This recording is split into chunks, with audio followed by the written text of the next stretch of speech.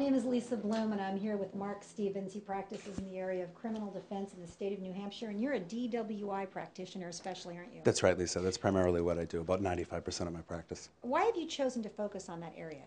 I like DWI cases because most of them go to trial, unlike most of the other criminal offenses that people are charged with. Most DWI cases, by necessity, have to go to trial, and I like to fight. And we know that the laws are getting tougher and tougher all the time against drunk drivers. What kinds of people do you represent? I represent everyday people. It could be the people that live next door to you, people you see in the mall. It's not the hardened criminal that you would expect to find in a criminal court. They're just everyday people from all sorts of walks of life that find themselves in an unwanted encounter with the police. Do people face tough penalties in New Hampshire for drunk driving? Yeah, they sure do. I think we're one of the worst 5 in the state as far as penalties go, in the country as far as penalties go. Wow. So we're talking about, what, years behind bars for some of the serious charges? Yeah, if it's a subsequent offense, the people are going to be looking at some jail time. If they blow into the machine and get a high enough reading, they'll go to jail just for cooperating with the police. And even on lower level charges, I assume that people's insurance rates can be affected, their employment opportunities. Oh, sure. It can affect immigration status. It can affect, we border Canada. They can't get into Canada if they get a DWI conviction. So the consequences are pretty steep.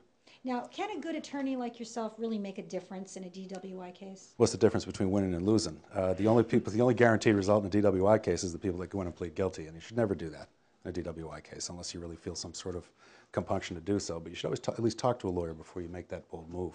Can you give me an example of the type of strategy that you might use to fight a DWI case? Sure. What we do basically is we talk to the client. The client's very involved with the defense in our office, and trying to establish some probability that the person may not, or possibility that the person may not have been drunk. Well, that's certainly helpful. And what about the science and the technology involved? Are you up on all of that? Oh, sure.